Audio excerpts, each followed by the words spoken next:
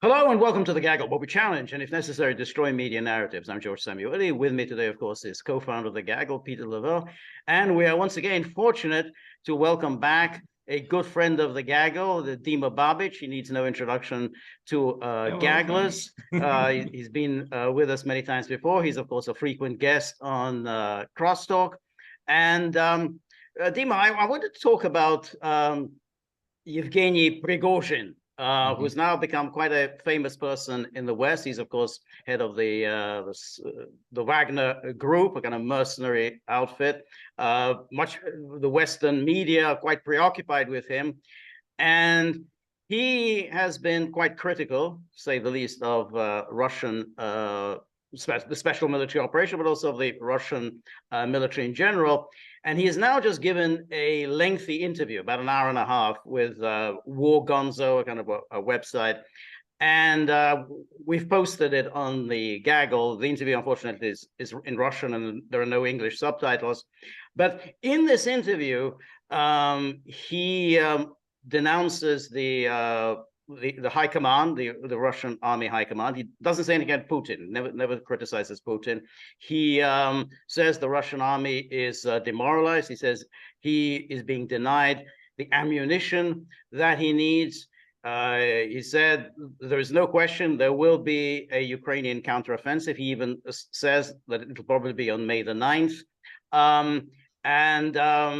Is just saying essentially that the current leadership, if it stays in place, has no hope of winning this war. Now, it's hard to know what to make of all of this, so that's why we thought we'd turn to you and give us what your sense of who he is, why he's saying what he's saying, how reliable he is, and so on. So the floor is yours. And where does he fit into the conversation among the public in general? Exactly.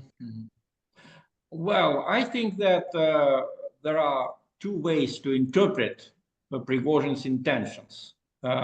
Why he gave this interview, and he gave it, by the way, to a very, very patriotic Russian journalist, Semyon Pegov, who is, of course, hated by the West, a very brave young man who went to war back in 2014, when Ukrainian troops were attacking Donbass, and you can't deny that he's a courageous young man.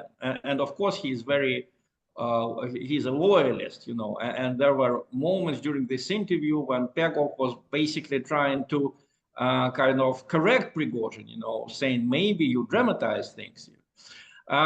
Okay, one way to interpret it, and I think this is the likeliest way, he wants to whistle the blow, to blow the whistle. He wants to alarm the people that were not being vigilant enough.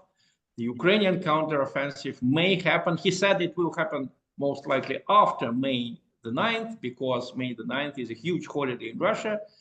Ukrainian government tried to abolish it as much as they could, but they have not succeeded during the last 8 years. They moved it to 8th of May. They tried to prohibit any symbols of the Great Patriotic War, but still, for the people, the 9th of May is a sacred day. So basically, I agree with Prigozhin that one of the factors postponing the attack is this holiday. So this is one way to interpret it. He wants to alarm the people. He wants to send a message to the government, do more, don't relax. The other way to interpret it is that he wants to play his own political game. And he decided that then he's doing a very dangerous thing, because one of the most dangerous, political moves in Russia is what we call a все пропало movement. Все пропало means everything is lost. Let me remind you that in 1917, it was this все пропало, everything is lost mood that basically brought down the Tsar and the legitimate government, and ultimately led to the October Revolution and the Civil War.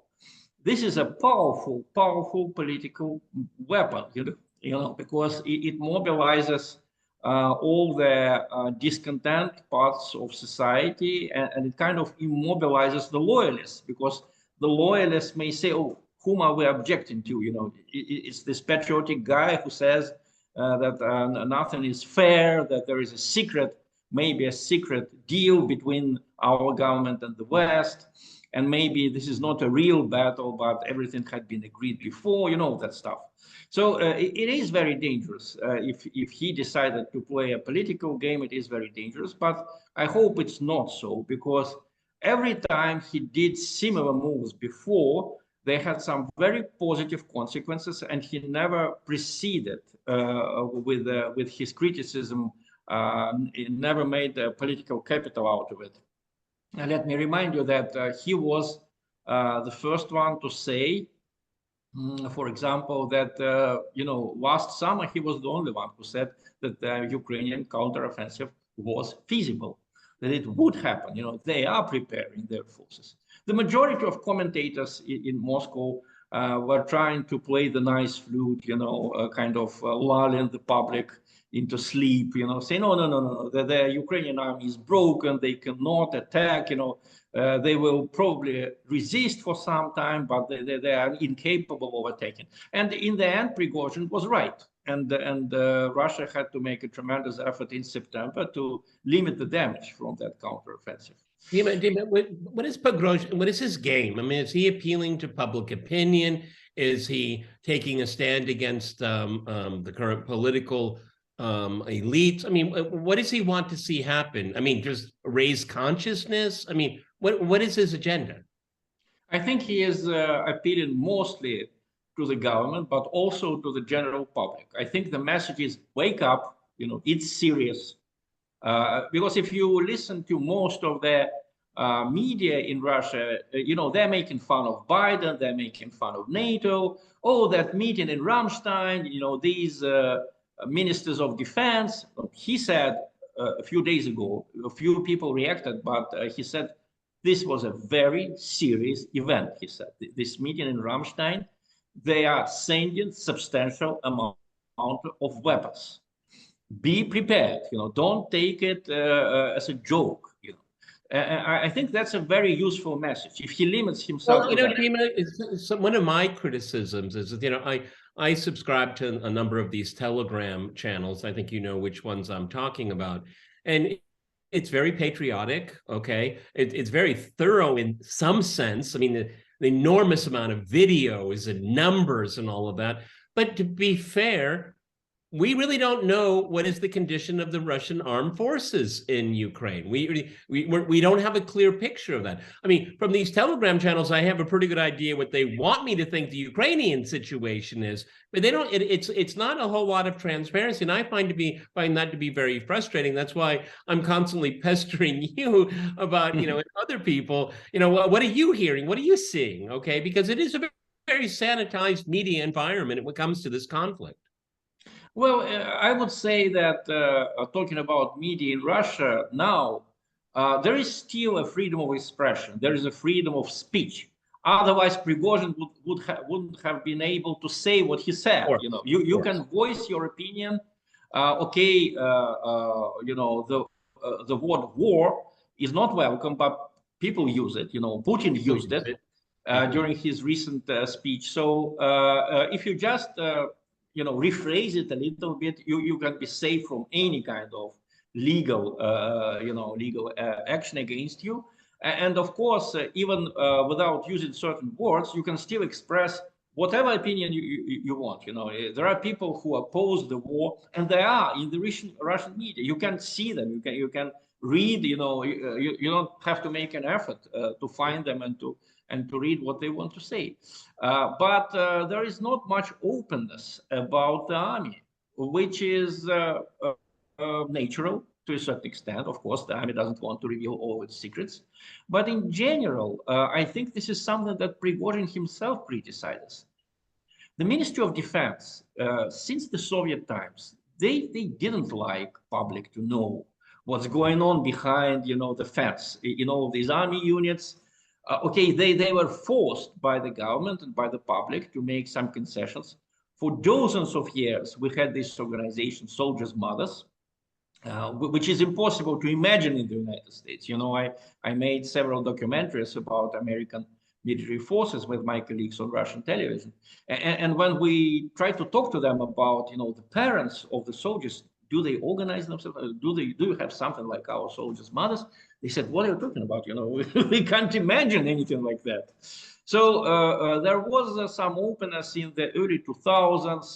The amount of violence in the army went down, probably because soldiers started taking mobile phones with them.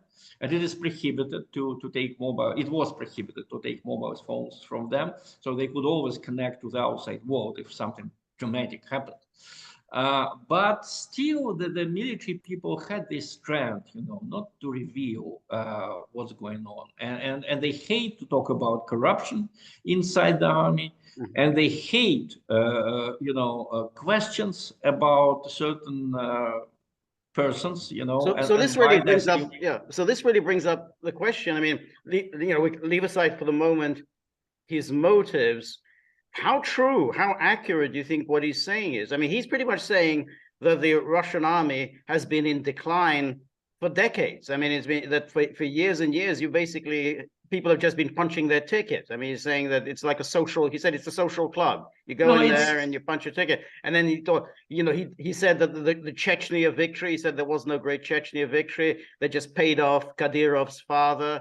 Debaltsevo, he said there was no great victory at Debaltsevo. I mean, he said a lot of things, all of it very unflattering to the Russians. So what do you think of that? Yeah, but it's also very self-serving to the Wagner Group. Oh yeah, no, that's right. I'm not saying it's true. It's an exaggeration. Yeah, it's an exaggeration, of course. If he really means, you know, to say that Russian army did not reform itself and there was no change and we're still in the pre-Chechen war condition, no, that's absolutely wrong. But if you remember the Chechen story, you know, first the Russian army took Grozny, defeated, you know, Masharov's and Basayev's armed forces. The scattered groups of the so-called fighters, or basically Islamists, they did go into the mountains, and there was an agreement with Kadyrov's father, but the agreement came after the backbone of Basayev's forces was destroyed. Kadyrov just helped Russians to find loyal Chechens inside the Chechen society who crushed the rebellion afterwards, you know, who made it impossible to develop, you know. But in general, I must tell you, for example, when I talk to people, to the journalists who work for the Ministry of Defense, it is very strange, but they ask me not to talk about the Chechen War. The military people do not like to remember it, you know, and for me it was a frustration because the experience that I had seen Russian army fight was during the Chechen War. I covered it. I went to Chechnya several times. So for me, it was a surprise, but I think this is a remnant of the system which did not allow the outsiders in. And I think Prigozhin wants to send a message, you know, wake up, act, we must win. If we don't win, we're finished. Well, he, of course, has a lot to lose if Russia... Exactly. You know, George called them mercenaries. I like to call them contractors because I don't think they're much different than other contracting groups around the world. I mean, how does Russian society perceive them? Because they get a lot of airtime as well, okay? I mean, a lot of people do talk about the Wagner Group. I mean, how do you see that? What's its role? How important is it? And is what's said about it in the West a fair reflection of what they are? Well, to me, it is clear that without Blackwater, there would have been no Wagner Group. Russia did not need private armies until recently. All the fighting abroad was done in the Soviet times, it was done by the professional soldiers. Okay, during the Spanish Civil War, these people were called volunteers, but I interviewed them in the early 90s. Some of them were still alive. They were all professional military, you know. They were tank drivers, pilots, and they all told me how they were taken to Spain. You know, they were sitting at home during the night night with their wives and children. And then So they weren't suddenly, volunteers. exactly, suddenly a group of military people appears at the door, and says, you have a choice, we suggest you to go for some mission abroad. And of course, as military people, they say, I am ready. Of course, I volunteer. Okay, let's consider you a volunteer. Don't bother taking your documents. They boarded them on planes and they went off, to Spain. And roughly the same story was in the 70s, Mikhail Lesin, the former media minister in Russia. His enemies said, oh, he's a former criminal because he has a tattoo on his hand, And I talked to him and I saw that tattoo. You know what that tattoo says? He was serving in the Russian Navy, on a submarine, and they were going to be sent to Angola. And he didn't want to go. So on the eve of the day when they were going to be sent to Angola, he went to the city in Odessa and he got his hand tattooed. And the inscription said, Mikhail Lesin, born in Moscow, 19 something, So with that kind of stuff, they couldn't take it off. They couldn't send him to Angola, and he stayed in Odessa.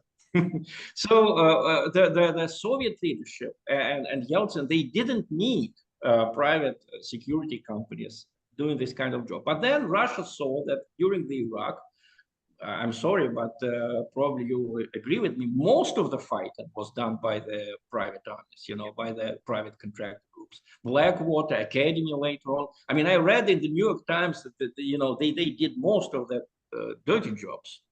So is that what the Wagner Group does? It does the dirty jobs?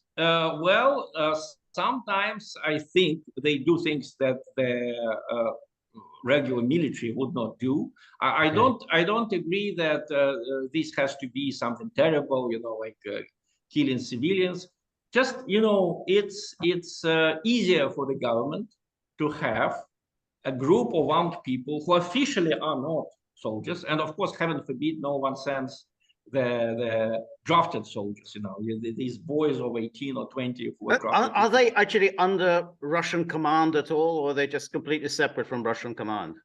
They in Ukraine, I think they coordinate with the Ministry of Defense, and the Ministry of Defense supported the fact that Wagner Group fought there, publicly supported it.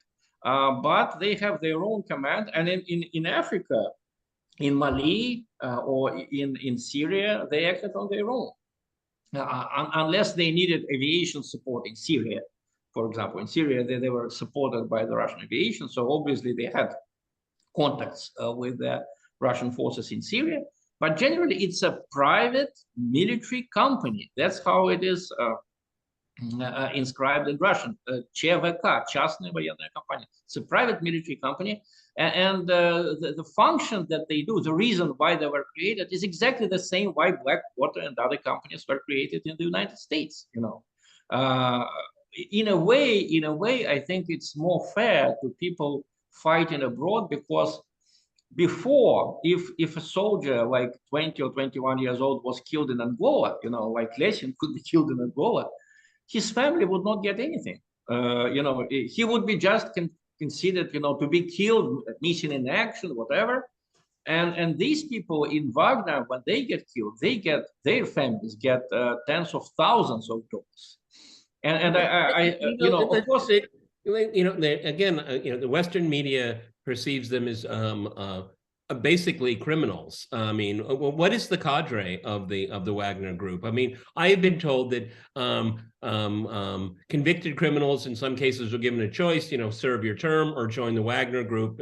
Is that true? Okay, I mean, because they love to say, Russia's criminal mercenaries in Ukraine. You know that, okay? How do you respond to that? It was certainly not true. Wagner did not take convicted people until last autumn in Ukraine.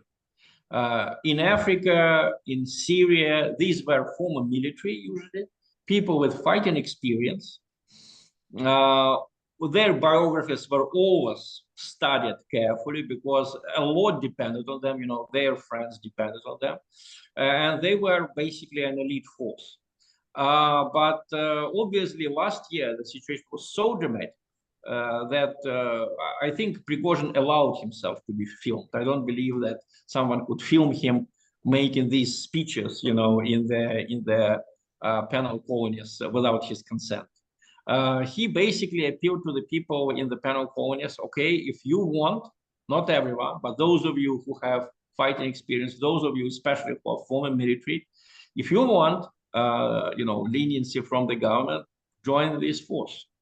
Well, unfortunately, as you know, during the wars, when the war is really existential, a lot of governments use people who are in prisons, use convicted people, because this is the last reserve.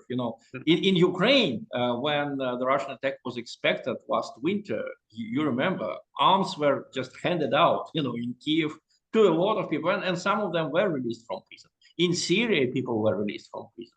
Do you know, Dima, whether do the laws of war apply to them? In other words, are they under some discipline, like the Geneva Conventions? And I mean, the Russian army, after all, operates under the laws of war.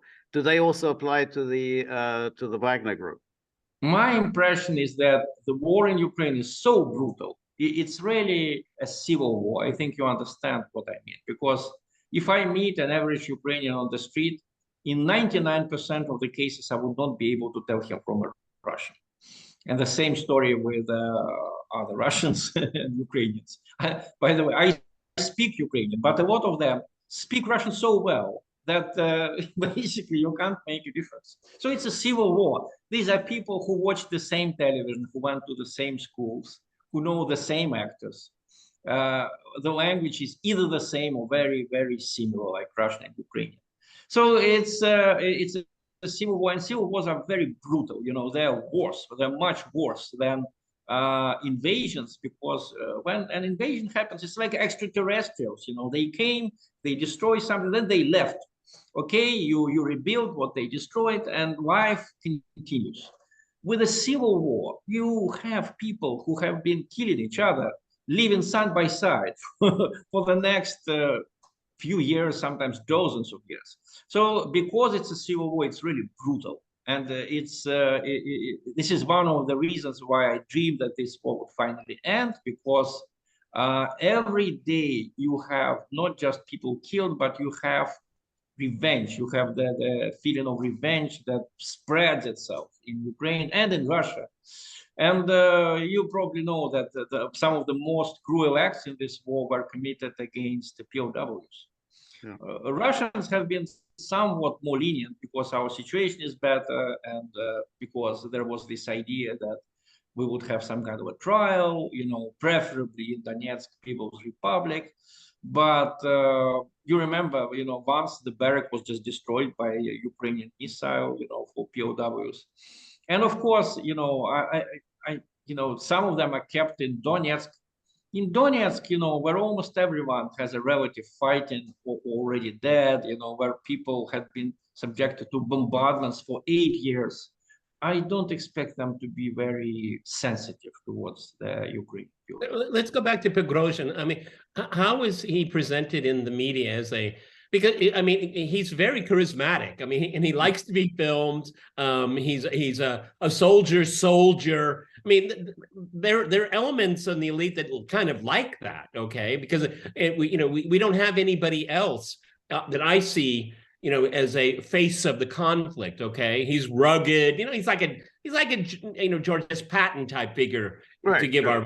But he's and he's a tough guy. He's a tough guy. Yeah, he has the charisma of the tough guy. He's tougher than everyone else in the room. I mean, they play on that because people kind of like it, because right. There is always this element of, you have to have in the element of heroism in a conflict like that, and he fits the bill, Dima. Right. Well, I'm not quite sure, because Kirkin, Strelkov, Igor Strelkov in 2014, yes, he looked like a Tsarist officer, Okay, maybe he had some mental problems, and he obviously is a kind of a romantic guy, who used to reconstruct the battles of the past. But there was something romantic about him. Prigozhin looks like a character from the Name of the Rose movie. You know, I think that priest or something. He's not young. You know, Like the he's Sean Connery, like the Sean Yeah, Connery. Sean Connery. Yeah, yeah, yeah. Exactly. Maybe yes. No, I don't find him particularly charismatic. In that sense, Kadyrov, you know, the younger Kadyrov is much better. You know, but he's Russian. He's kind of quieted down recently. Have you noticed that, or maybe it's just me? Well, he has a lot of work to do in Chechnya. He prepares the fighters. He has a special school for paratroopers there. You know, people who do special operations. I think he's concentrated now on domestic affairs and on real work. But in general, I think the reason why Prigozhin and Kadyrov were so visible is because, did you notice, you know, the soldiers and even the officers almost never give interviews, you know, from the Russian army. And the soldiers always give interviews in masks. And the reason is there is a real danger that Ukrainian special services may go after their relatives or, you know, do some other terrible things. We know they are capable of doing that. So, but there is an order. There is an order from the Ministry of Defense, you know, our servicemen don't show their faces. So there is a lack of recognizable faces. Who can show his face among the soldiers? Only the militias from Donetsk and Lugansk, Prigozhin, and Kadyrov and his Chechen troops. So basically, one of the reasons why he's so charismatic, as you said, is because you know the military cannot cannot advertise themselves during this conflict. And also he has his own media outlet. Don't forget, he has a whole media holding called Patriot in Russia, and this media obviously takes orders from him and tries to kind of make him interesting. Not necessarily attractive, but interesting. They made a movie, you know, based on the story of Wagner. But Dima, how seriously do you take him? I mean, he says we're being denied shells. We want shells. The ministry is denying us. We could have won in Bakhmut months ago. The Ministry of Defense has prevented us from winning. I mean, when he says things like that, do you believe him? Do you take it seriously? What do you make of it? Well, I am very gullible, as a lot of people. I want to believe people when I hear what they say. I want to believe it's true. This is a very human approach, I would say. But after the disappointment with Girkin / Strelkov, I'm kind of cautious because Strelkov had a very good image in the beginning. Can you explain that comment? Because I think that's really, really important. Can you kind of flesh that out just a little bit for our viewers to understand? Yeah. Igor Strelkov, the real name is Girkin, Igor Girkin. He was a history student. Can you imagine? In the early 90s. And I know a few people who studied with him. And they said he was always romantic, always looking out for an opportunity to do something great. So he it was his debut. He went to Moldova, to Transnistria in 1992, when there was a brief civil war there. And he showed himself to be very brave. I mean, he's not afraid of death, that's clear. So he quit history. He became a soldier. You know, he served in the special services, basically armed units connected to the special services. That was his specialty. But he didn't leave history altogether. He did what we call reconstructions. You know, he was a passionate reconstructor of various battles of the past. You know. Showing himself in all kinds of uniforms from different centuries, an interesting person. So suddenly in 2014, when things get really dangerous and hot in Donbass, and you remember there was a rebellion against the Maidan government, and the Maidan government sent troops with tanks and planes to quell the rebellion, and they didn't hesitate to use weapons, unlike Yanukovych, who had not been using weapons for 5 months. So suddenly he appeared as the leader of the armed wing of the rebellion. He was very effective. I mean, the Ukrainian onslaught was stopped, at least for a few weeks, you know, and then he defended Slavyansk for the whole month, despite aviation and artillery. Obviously, he's a brave man. He was a brave man. He became the Minister of Defense of Donetsk People's Republic for 3 months. And then when the truce was signed in 2015 and things calmed down, suddenly he re-emerged in Moscow and he started giving strange interviews. You know, he gave an interview to Prokhanov in Zavtra, saying that we started the war, which was an obvious lie. You know, I'm sorry, but it was an obvious lie because the war was started by the Ukrainian government. But of course, the Western media just loved it. You know, that interview was translated into I don't know how many languages. And myself, I don't consider Prokhanov a patriot or a Christian. I think he's just a very bad kind of showman, because just because of that interview, you know, that interview did more damage than he could ever have done any good, you know, to Russia.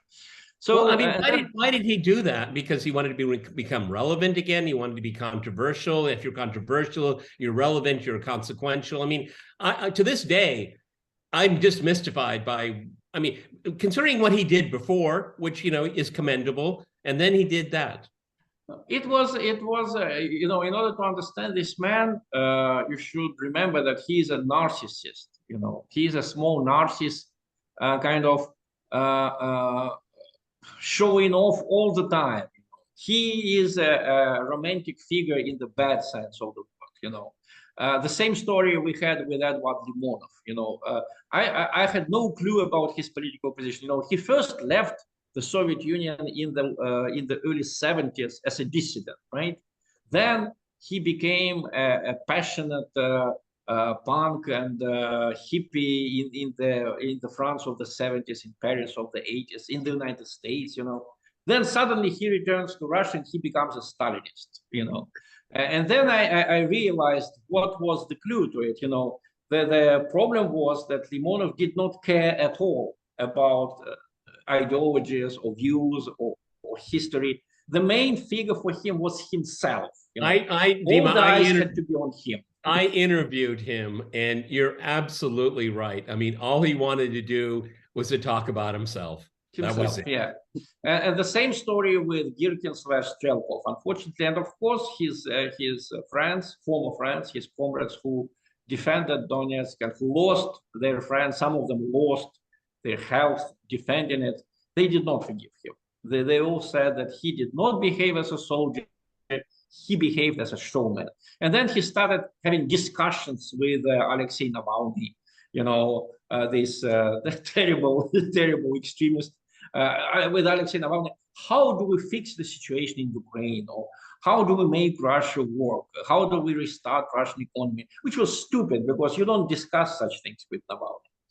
And the only thing that you can discuss with Navalny is why are you such a radical, and why are you still not in jail? You know, that would have been a relevant question. What do you think of what Strelkov is doing now? Because he's now kind of built himself as he's the nationalist opposition to what the Russian government is doing. The Russian government isn't fighting properly. And he recently issued these 39 questions about you know, why is the SMO being carried out in the way it is, and you know, some of the questions I think are pretty reasonable. But what do you think his game is now? Well, you know the story. When the special military operation started in February last year, first he denounced it, saying that it was badly prepared, badly done. Then suddenly we get the news he's in Crimea trying to reach the front lines. And then, oh, no, he was stopped from reaching the front lines at a safe distance, you know, by the Crimean authorities. He's safe now. He is still trying to reach the front line, but people are holding him back. So somehow he made a comical figure out of himself, because either you fight and then you don't ask 39 questions to your commander, or you stay home and you are a politician, then found your party, you know, okay, try to win the election in the Duma, Get yourself published in the newspapers. There are many people with the same view as Strelkov who get published in Moscow and in St. Petersburg and in other cities, but they do not pretend to be military. They do not pretend to be heroes. And with him, he has to decide. Either he is a politician, an opposition politician, because the liberals just love him now. They invite him to all these talk shows. For them, he is a very important source of news, even though obviously he is far away from the front now. But generally speaking, I must tell you that if the West had been smarter, they could make the use of such people as Prigozhin and Strelkov, and probably they could do a huge damage to the Russian state. The problem with the Western propaganda is that it's just so linear. It's so stupid. The message since the beginning of the special military operation is Russia is bad, Putin is mad. They cannot devise anything new.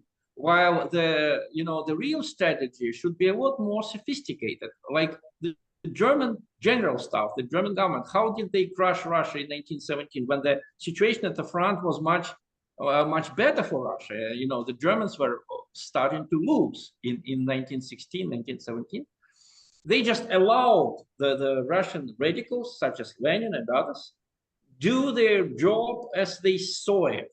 They didn't interfere. They helped Lenin to reach St. Petersburg, but they didn't give Lenin orders. Okay, you talk to this guy, you don't talk to that guy. They didn't reveal their financial support for him, which was real. Now historians don't doubt it.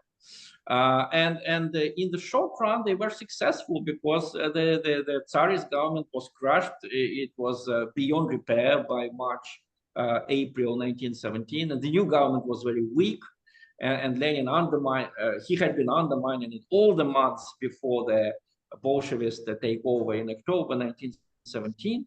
But luckily, the Western governments now, they are much dumber than the German general staff. They're much dumber than the propaganda.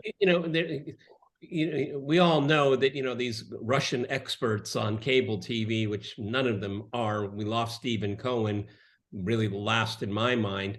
I mean, how vibrant is the discussion about the special military operation? I mean, you and I live here. I remember you were with me. It was 3 days after it started. You celebrated my birthday with me at Steak It Easy Steakhouse. I remember that very well. Yes. I mean, thinking about over the last 14, 15 months here, how vibrant is discussion about this? Because we've mentioned some dissident figures, opposition figures, whatever figures you want to call them. They're in the public sphere. So how would you describe it for our foreign viewers, discussion about the conflict? Well, the discussion is indeed vibrant. And if the West, again, had been smarter, their position to the war would be much stronger in Russia. The problem is that even people who radically oppose the war in the beginning, even they cannot deny that this is a war between Russia and NATO, and not Russia and Ukraine. It is obvious, the West made every effort to make it clear, these 25,000 Ukrainian soldiers, studying military skills, getting military skills in peaceful Germany, getting hundreds of tanks from there. Tens of thousands are studying in our former wartime ally, the UK, and the UK is sending,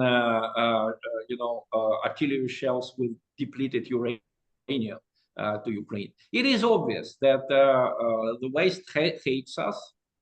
There are different opinions on why they hate us and why they went as far as this war in Ukraine, but it is a fact.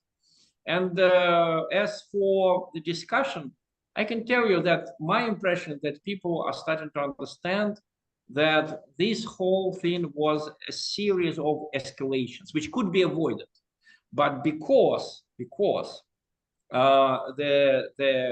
system is so ideologically centralized in the West and personally centralized here in Russia, a lot of trouble happened just because there was no communication. Let me remind you, the Americans and the Europeans, the European Union, they violently ousted Yanukovych, thinking that he would be replaced by a pro-Western government. And no one in the east of the country would say a word, because these people are controlled by oligarchs. There is Akhmetov there, they listen to Akhmetov. And then suddenly there was a rebellion, right? The rebellion. And the Ukrainian government sent troops, something few people expected, because Ukraine had been a quiet place, a much more peaceful country than Russia until 2014. So the Ukrainian government sent the army. Then suddenly, people in the east said, we're not afraid, and they started to resist, and they got support from Russia. And there was a civil war. And the civil war, a lot of people expected it to be frozen. It just refused to be frozen, right?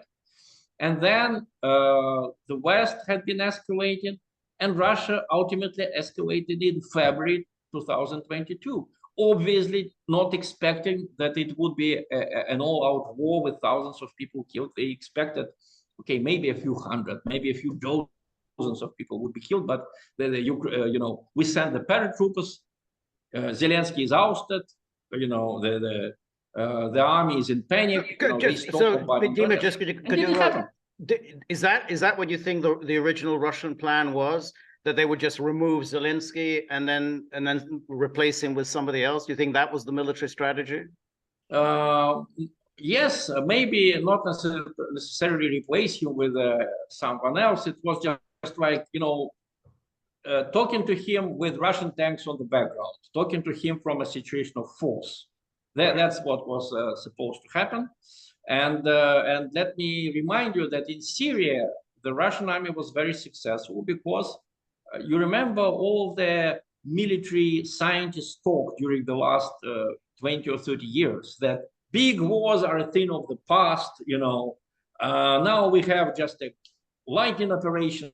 We send paratroopers, we drop a few bombs, a few smart bombs, a few missiles, and the enemy is done.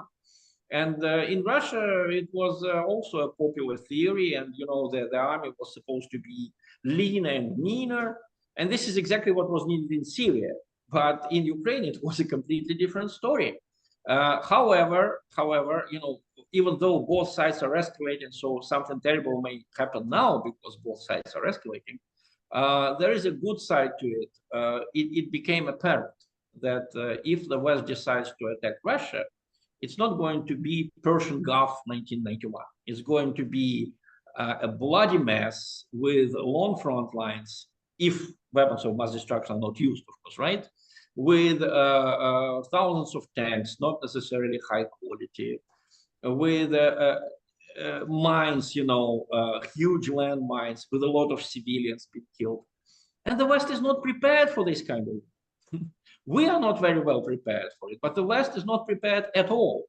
So I think when this decision was taken to escalate in February 2022, I think the military leadership of Russia expected something like Caribbean crisis, Cuban Missile Crisis with a few deaths, okay? Just a confrontation after which both sides will be scared, and for the next 50 years, we won't have any escalations. And it turned out something like Hungary 56 or Czechoslovakia 68. Maybe like no. I think even exactly Czechoslovakia 1968, not even Hungary 1956, because it was bloody. It was some fighting, yeah. But it was Hungary. over quickly, yeah. But the point is that the Politburo hated Khrushchev and removed him in 1964 because they thought he was too adventurous and he put them at unnecessary risk. In reality, it now becomes transparent that basically it was very good for the Soviet Union because there was no real fighting. And for the next 50 years, Americans were afraid to do something dramatic. They remembered these missiles. Now the idea was to have something like Cuban crisis #2. And I think in the end, it became Cuban crisis #2 because the West will not be able to attack at least for the next 20 years. That aim is achieved. Now the problem is how do we survive the next few months or few years as this confrontation in Ukraine continues? Yeah. So how do you see it? I mean, what do you see in the immediate future, the next few months then? I am not as optimistic as the mainstream Russian press, but I am more optimistic than Prigozhin. I think that, of course, he exaggerates the weaknesses of the Russian military. And I think the main ally of Russia is the adventurism of Zelensky and the totalitarian structure of his government. Because their wish, to retake Crimea is just not realistic.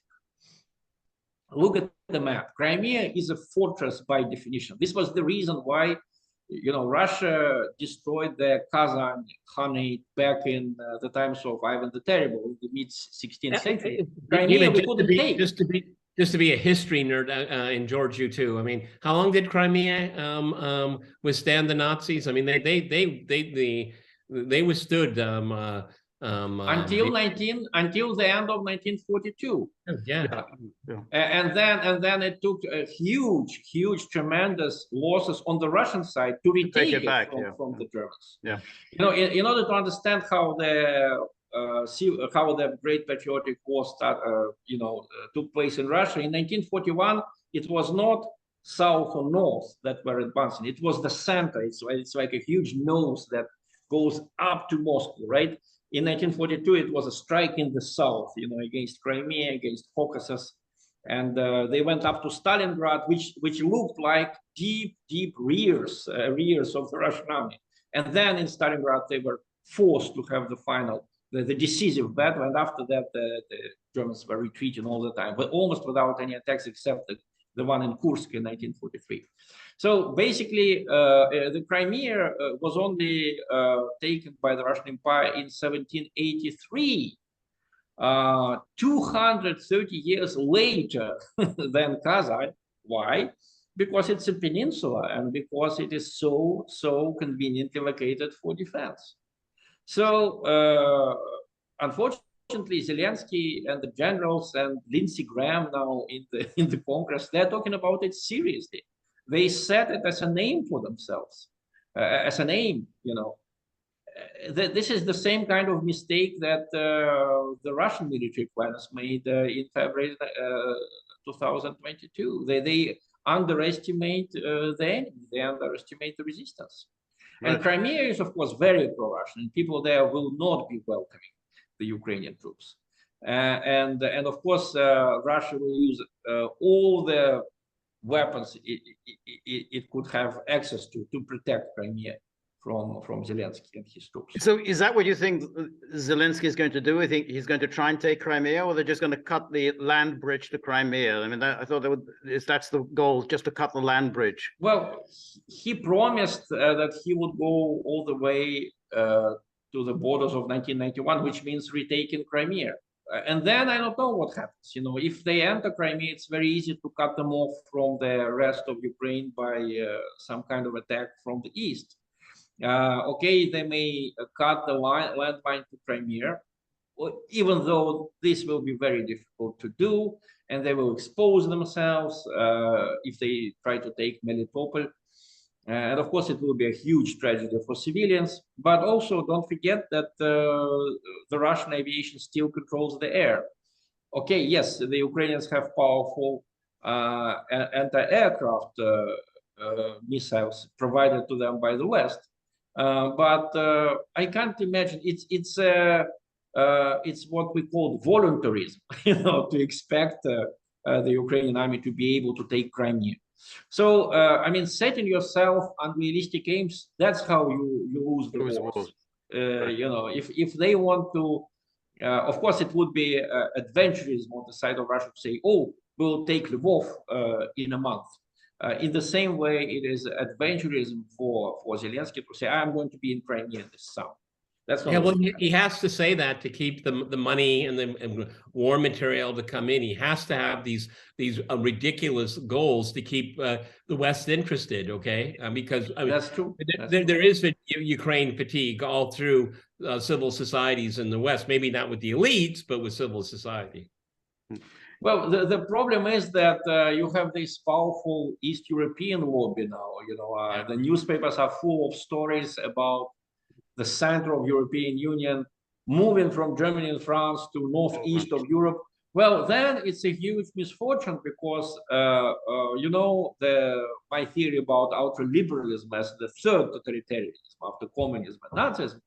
Well, the problem is that ultraliberalism has many faces. In the west of Europe, it looks like the early Soviet Union. In Eastern Europe, it looks very much like Nazi Turkey. It is ethnically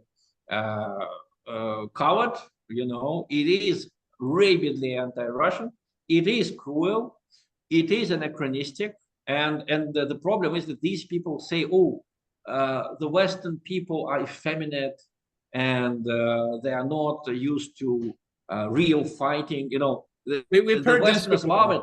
When they We've hear heard it, they this say, before. oh, these are real heroes. No, these are real Nazis. That's what Hitler would have told you. He kept saying that the Western society was getting effeminate and unable to protect itself. You remember his rhetoric in the 1920s.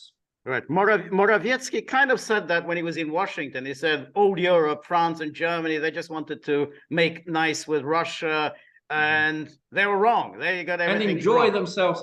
This is the narrative from the fascist Polish intellectuals. Some of them, unfortunately, former dissident, respected anti-Soviet intellectuals. That's what they say. They do not dare to say something like, maybe we're wrong in our attitude to Russia. They always say, oh, no, the West does not understand us because they just want to enjoy themselves. They are not heroes. They forgot the heroic spirit of the war. And in fact, they want to say that they speak like the fighters against Soviet totalitarianism. No, they speak like the Nazis of the 1920s, 1930s, when they said that the West needs toughness. You know, it is losing its moral. Yeah, but isn't it interesting, Dima? This is an interesting segue for them to reject liberalism, okay, within, but staying within the tent. Because again, I've said this many times on this podcast. I remember living in Poland as they were going into the European Union, and I said, "You're going to lose everything. You're going to lose your sense of history, your place in Europe, is all going to be wiped away. You're all going to be the same from Lisbon all the way to Vilnius." Okay, and that was something they said, "Oh no, we protected ourselves against the Soviets. We'll protect ourselves against the European Union," but they haven't. Okay, and this is that rejection. Okay, you're absolutely right. But the problem is, if they think LGBT ideology and the European Union are going to be soft on them because of their fight against Russia, they are wrong. You know, the European Union continued to fine Poland $1 million a day. For everyone understands for what. You know, it's not for protection of justice, blah blah blah. It's just, you know, the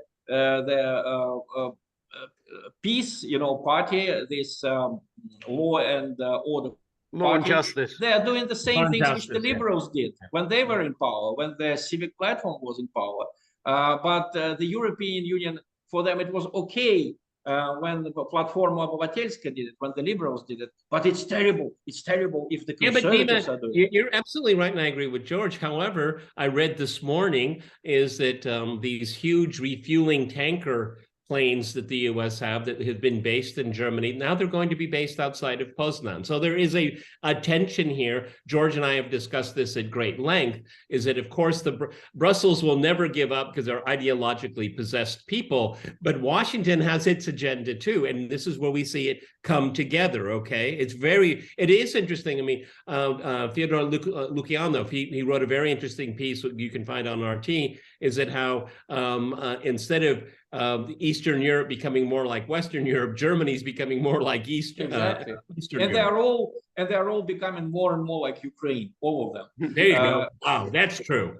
But also why why I think that ultimately Russia will win is because, I mean, take the situation with Prigozhin. How would a wise person in the West react to it? He would try to support Prigozhin, saying that, oh, Prigozhin is the real patriot, you know, he's better than Putin, Russians, patriotic Russians support Prigozhin. No, they're not going to do that. They're going to say, Prigozhin says Russians are weak. That means we're so strong. Let's take Crimea. the Putin is finished. This is what they're going to say, and they're going to lose. Because that's very interesting. It's very interesting what you say, Dima, because they kind of did that in Yugoslavia in the 90s. When they wanted to get Milosevic out, they said, this is the real Serbian nationalist. Koštunica is the real... Exactly. He's the real thing. Milosevic, he's not a real nationalist. He's just a former communist. No, you want to support nationalism, that's the guy to support. And that worked. I mean, the Serbs were taken in by this. But just to conclude, how then do you see, what do you think Russia is going to do? Do you think Russia is going to change its strategy? Is it just going to continue like this? What's the plan here, as you see it? I think the Russians are going to withstand this Ukrainian offensive if it starts. And then the plan is to fight back suddenly and decidedly, because basically after Bakhmut, there is almost nothing between Ukrainians and the steppes. The reason why there is such a tough fight for Bakhmut, for Slavyansk, in future for Kramatorsk, is because once you are out of this conglomeration, these industrial cities outside Donetsk, there's almost nothing. It's open field. This is how Germans got to Stalingrad. If you look at the map, there were thousands of miles away from it. That's why so many refugees died in Stalingrad in 1942 when Germans suddenly came there, because they just drove through the steppes on their tanks.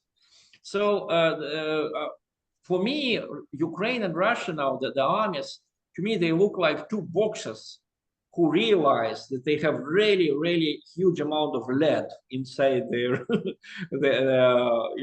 inside their gloves, their gloves.